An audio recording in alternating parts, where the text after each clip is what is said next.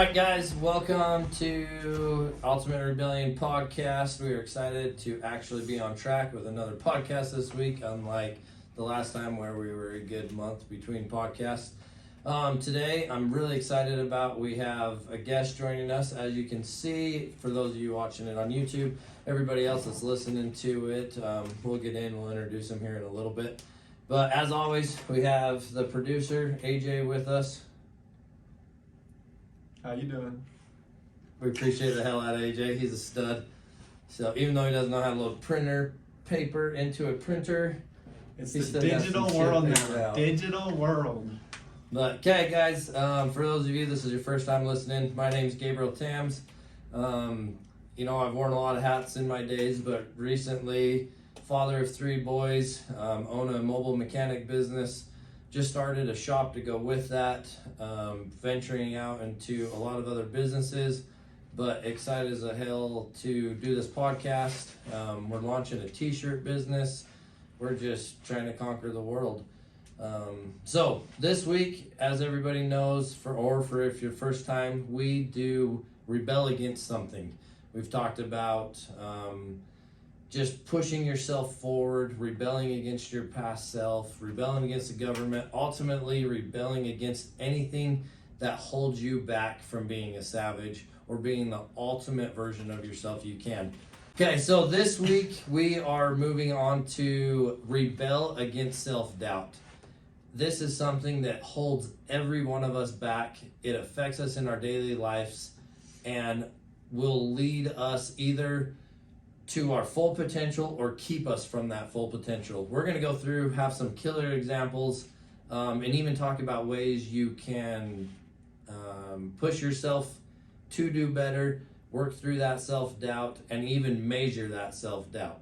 So, without further ado, introduce our guest to you guys. This is Bryce Gibson. Super excited about today, but also super excited that Bryce just joined us at Rugged HD as one of our lead mechanics. Bryce, a little bit about yourself. I'm Bryce. I've been in mechanics for 11 to 12 years. I'm 30 years old. I'm married. I've got a son. And yeah. Okay, when you started into the wrenching, what got you there? My dad drives truck for a living, and I figured, well, if you drive them and they always break, then I might as well fix them. Yeah. Did you start in the heavy duty world working on your dad's stuff, or did you tinker automotive, or look at both? The guy my dad drove for at the time, well, I would assist him and do little odds and ends, and then I went to diesel school, and then after diesel school, they hired me on to be the teacher's aide. So I was a teacher's aide at the DATC for 7 to 8 months, and then they said, we want a guy that's been out in the field, has had field experience, so then he can explain to these kids stuff don't just come apart willy-nilly like it did at diesel school. So I was like, all right, well, guess it's time to spread my wings. And I applied at a few shops and nothing, but then I applied at Linwood and Layton. So I went up there, worked on cars, oil changes, tires, brakes, and then was there for about a year. And then UT&T called and worked at Utah Truck and Trailer for 3.5, 4 years. So Heck yeah. Okay, so that just triggered a question in my brain that leads right into our self-doubt, rebelling against self-doubt. I didn't know that you worked as a teacher aide. How did that make you feel when they told you that? I was like 10 foot tall, bulletproof. And then they hit you with that, and Yeah. 7 to 8 months later, I was like, wow, like, oh, man. Yeah, that's rough. I mean, that's life. Yeah. Sadly, that is life. We think we're, like you said, 10 foot tall and bulletproof, taking on the world, and then something hits us in the face, and it really knocks us back. Yeah. And it's hard to yeah, it was definitely a gut check. come up after that. So I know after UT&T, you went to Thurgood, right? I went to Tramcor. Tramcor, and then Thurgood. Yep. And that's where we met, was at Thurgood Yep. Excavation. So the cool thing about Bryce is I've been able to watch his journey for 5 years now? 6 years? Yeah. 6 years. So Bryce and I have been working not together, but he would hire companies I've worked for in the past to come and assist on repairs that they would get bogged down with. So I've been able to interact and work and see your journey and ultimately watch you overcome self-doubt. So this whole thing about rebelling against self-doubt got started by a quote that we heard that says, "You're suffering from self-doubt while others are intimidated by your full potential." And as I heard this quote, I actually sent it to both of you guys, and I was like, "This is what we're gonna do a podcast on," because I know I felt like this, and I felt like this about other people, and talked to them, and they're like, "What do you mean you're intimidated by me? Like, no, I'm intimidated by you." It's always that back and forth, but no one has the self-worth or the self-respect to say, "Oh yeah, I can do this. I am good at this." I mean, I feel like this crap world we live in is pushing us away from that, to have that pride in yourself. It's always just, "Oh, well, you don't want to ruffle feathers, step back, don't be in the light." Like, no, screw that shit. Yeah. Stand up, raise your hand. Hey, I can do this, and I am good at it. But let's go into this, and let's talk about how we get to that. How we get to that point where we can raise our hand, take pride in ourselves, speak loud, and ultimately conquer.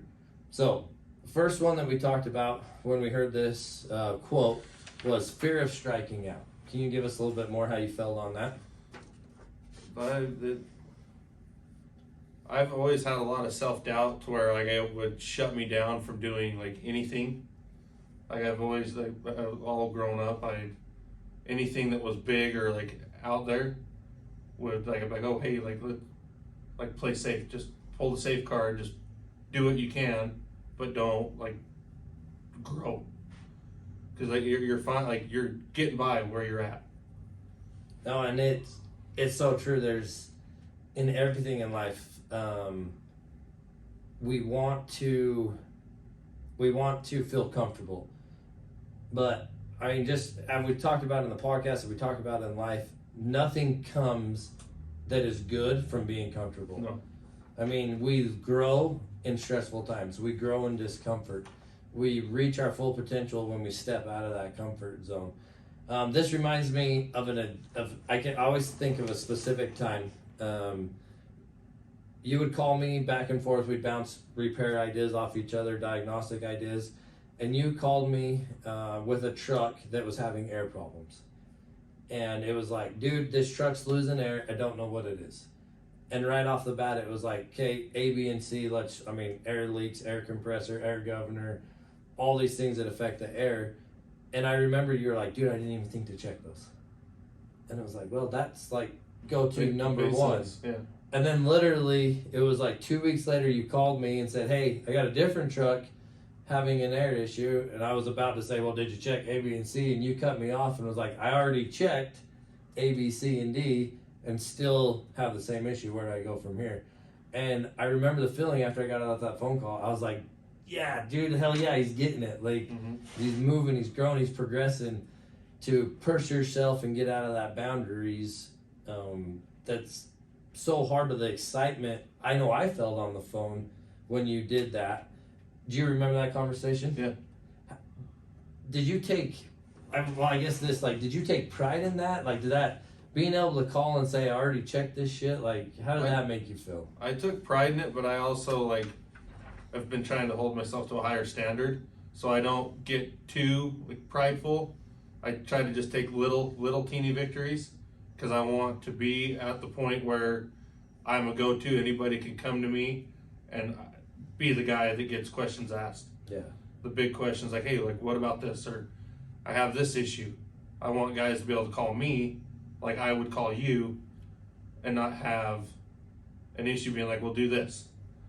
And then if there is a next time, being like, "Hell yeah, like you did A, B, C, and D like I did with you. Yep. Now let's go here." Yeah. And then eventually get to the point where I wouldn't have to call you other than say, "Hey, how you doing?" Yep. And then have other guys call me and train and push guys further, because I want my self-doubt issues to help other people grow and not have issues. If we can fast track them, because I'm 30 and I feel like the last 2 years, like I haven't had a whole lot of self-doubt. I still have issues where it creeps, but I don't want somebody else to be 28 years old.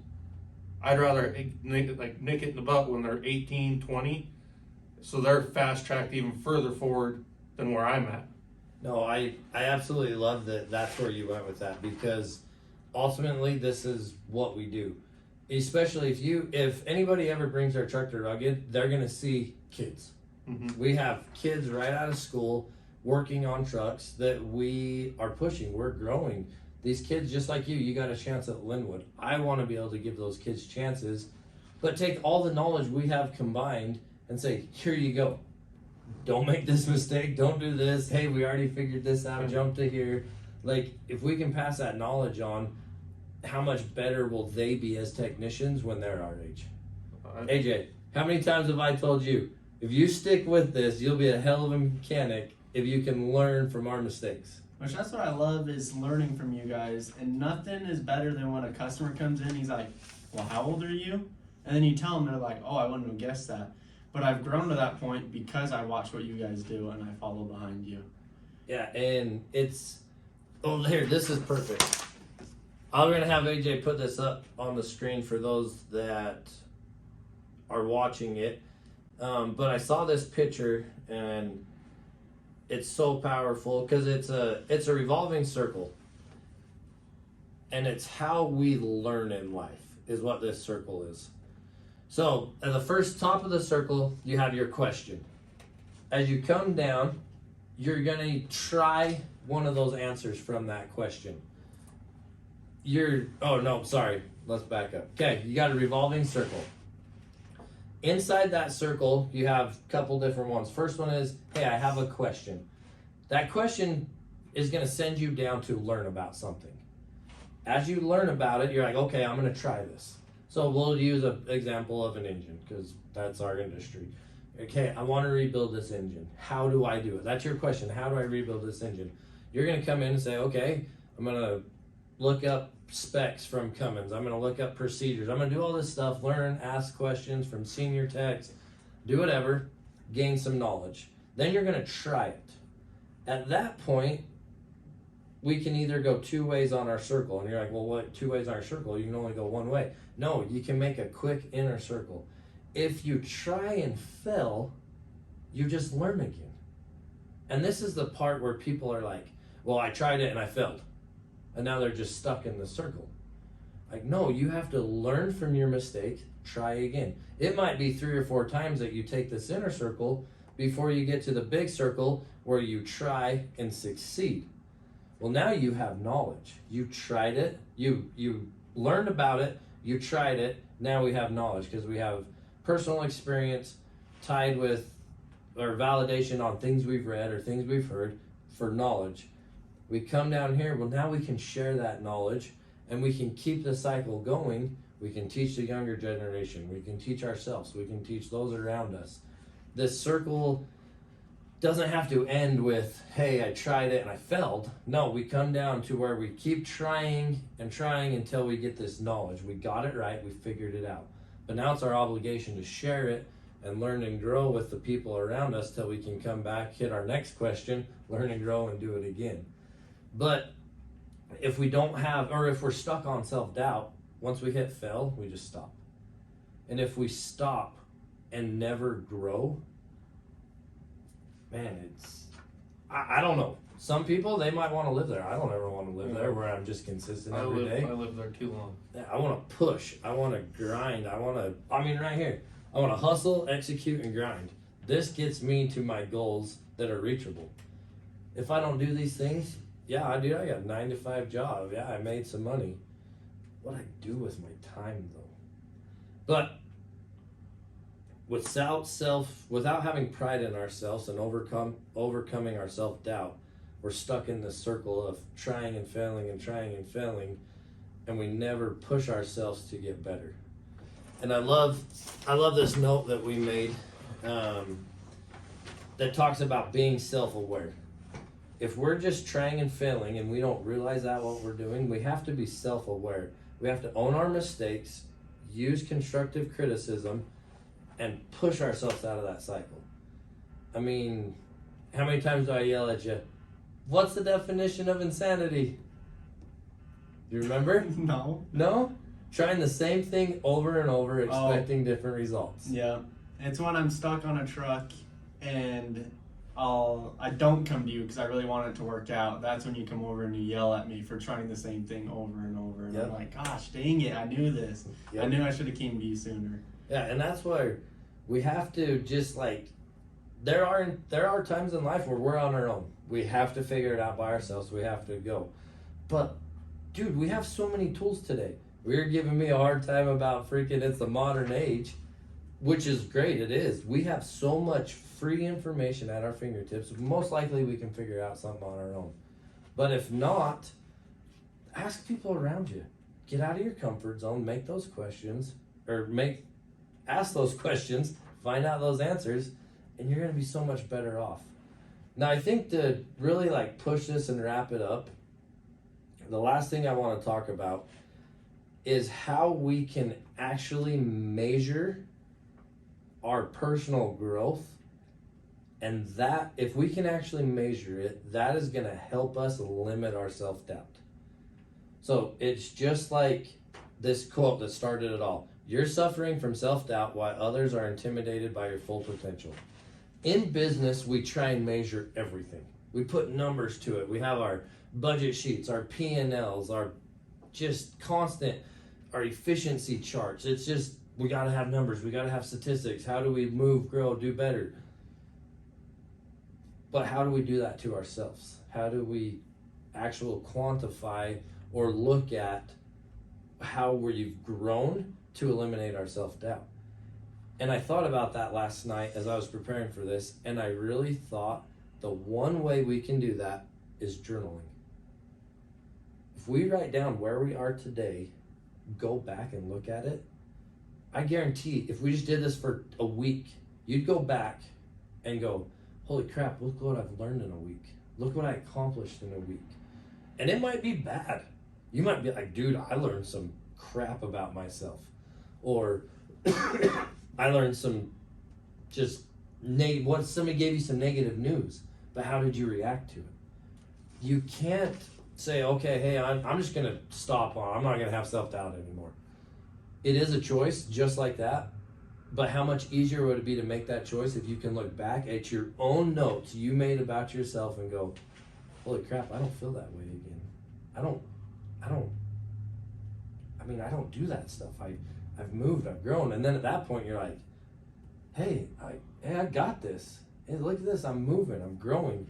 And a perfect example of that is we talked about these young kids coming out of school or even without schooling, coming into the business, and you watch them struggle so hard right at first.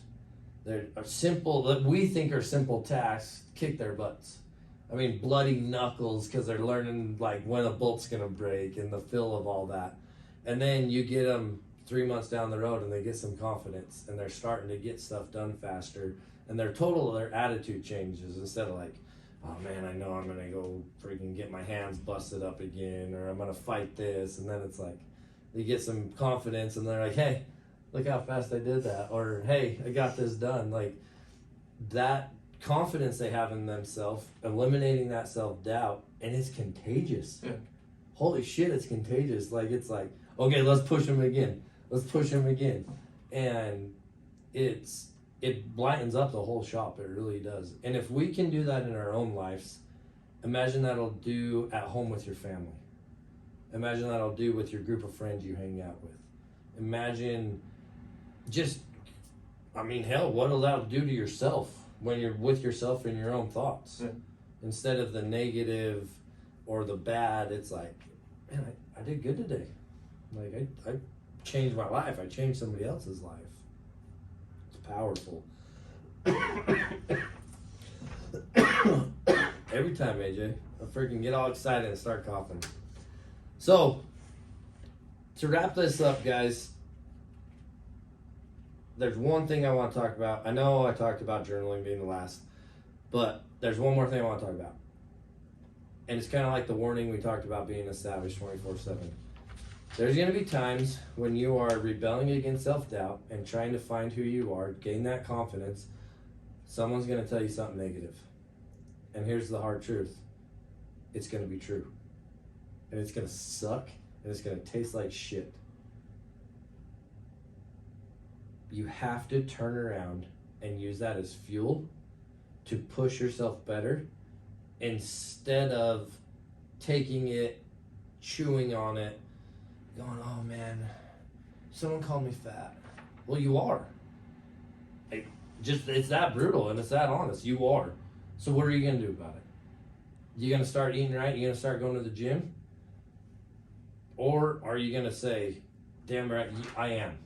Maybe, hey, can you help me be accountable? When you see me eating freaking donuts, will you tell me no? Will you tell me, nah, maybe not even no, maybe do it constructively. Like, hey dude, let's eat something else. Let's do something else, you know? But you can use the people around you. If they're honest enough, or if they're your friend enough to tell you you're fat, they're your friend enough to help you through this.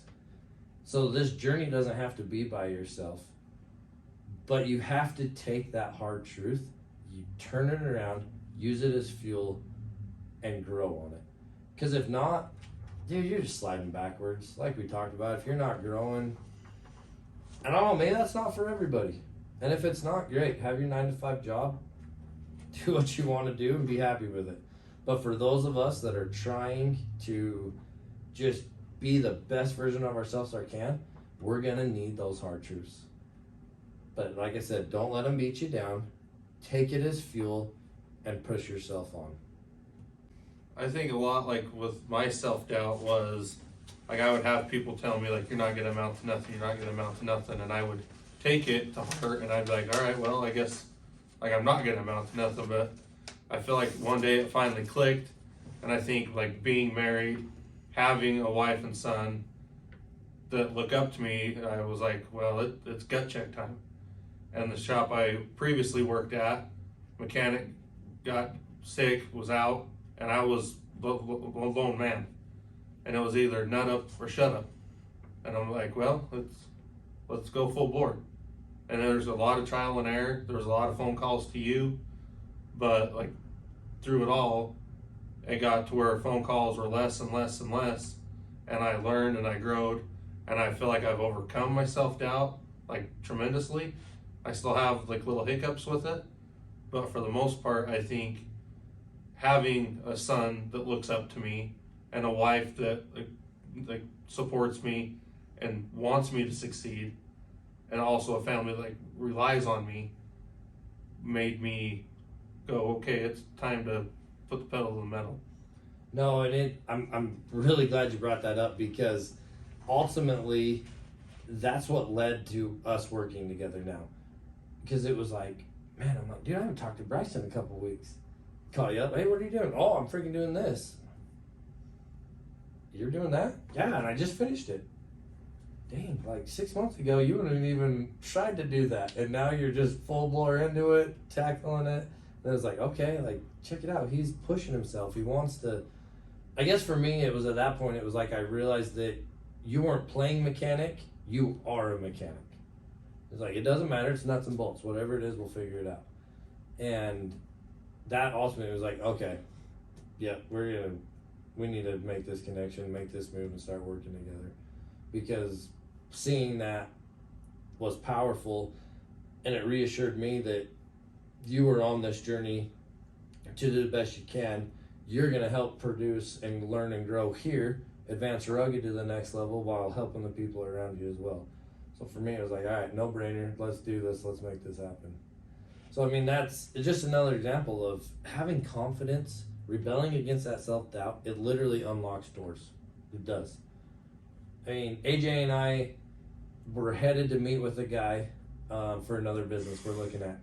What did I do, AJ? I walked out like 2 hours before the meeting and told you you're going by yourself. And then I hated you for it. And you do this all the time. The biggest thing with self-doubt is fear, and I just feel like, I don't know, I'm scared at first, but you always push me, make me do everything by myself, but in the end, I'm like, I'm so glad I did that. Especially with going and meeting this guy. The whole drive up, it was like a 45-minute drive. I just had a knot in my stomach. I couldn't think. I was just like, what am I going to say? Can't believe he did this to me. And I get there, and it just all went away. Once I finally met that connection with the guy, and then Gabe texted me like, I was there for like 2 hours. Yeah, I'm like, dude, He, like, are you done yet? Me, Like, what "Will are you call me doing? already and tell me?" I'm like, I'm still here. And he's like, no way. And I think that phone call I made to you, you're the first person I talked to after. I was so excited and I was so happy. Like, you were like, will you slow down and talk? Yeah, the difference, should I have given you some heads up?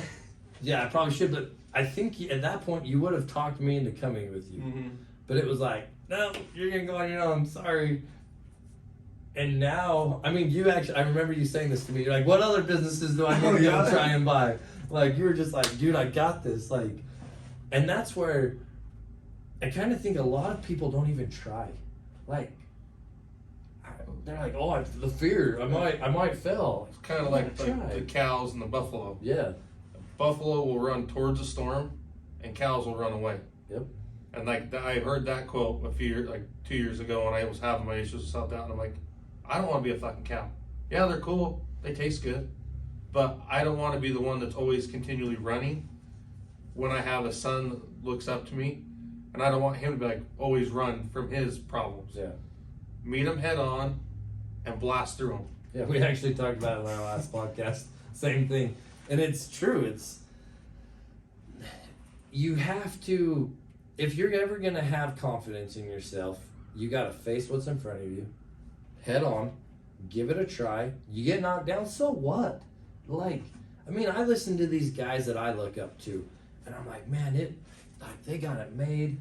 And then you meet them in person, or you hear like some more in-depth conversations with them, and man, they've just been grinding. They've been getting kicked down and, I mean, drugged through the dirt, and they just get back up. Well, that didn't work. Let's try again. Or, oh, hey, this was a big problem, but let's figure out a solution and go. I mean, ultimately, these guys, they haven't figured out like this, oh, I got this perfect plan and get rich quick scheme. No. You know what they've got good at? They've got good at solving problems. That's it. And hustle. That's it. They are every day consistently solving the problems that come in front of them to move on. Instead of, oh, well, I don't know, I'm not smart enough, I can't figure that out. Or, oh, I don't know, I'm afraid to try. Like, all this self-doubt, they just kick that shit to the side, face it like a buffalo, head on, and go. It's not rocket science. It is simple procedures. It's just like this. Well, how do I conquer self-doubt? Do it. Like, okay, so you got a couple steps. Write a journal. Look back at yourself and see how far you've come. And if you haven't come, you know that. And that's okay. Well, now I need to actually do something about it. Get the bitch voice in your head. Put your boss voice on. Get rid of that bitch voice. Put your boss voice on. I can do it. And if you don't even feel comfortable saying I can do it right now, at least say I want to try. And if you fail, figure out why. Change something else and do it again. I mean, that's 3 steps right there. Write it down so you can freaking compare yourself to your past self. Put away the bitch voice and go and try something new. I mean, honestly, guys, even at this stage of my life, I feel like I got a lot going on. I messaged one of my buddies on Facebook last night and said, hey, I'm interested in hockey. I want to go play. Have I ever played hockey? Dude, I played some street hockey in the day. But I'm like, no, I want to do this. Like you. I want to show my boys that they can do stuff. It doesn't matter if they're 34. Try something new. Dude, I'm not in shape to go play hockey. I don't know all the freaking rules and stuff. Yeah, I love watching it. But that's not going to stop me from trying something new. And if I fail, well, guess what? I'm going to work harder at it. If I don't like it and don't want to do it, that's fine. I know I can live with myself because I tried. But I don't want to freaking die and go, man, I wish I would have tried hockey. Oh man, I wish I would have took that leap and bought that business. Oh man, I worked at a shitty job for 30 years, but I got a retirement. Oh, but that sucks. The government went to shit and I don't have retirement anymore. Like, no, I'm in control of my own life and I'm going to live it. And that's ultimately what we want to do. And that's what this podcast is for. Rebel against your old self. Get rid of that self-doubt. Get rid of that weakness. Turn on savage mode and go and kick ass. I think one last thing is you'll never regret failing, but you'll regret not trying. Hell yeah. You've been to that one. Okay, guys. Appreciate the hell out of you. Another good Appreciate you. podcast as always.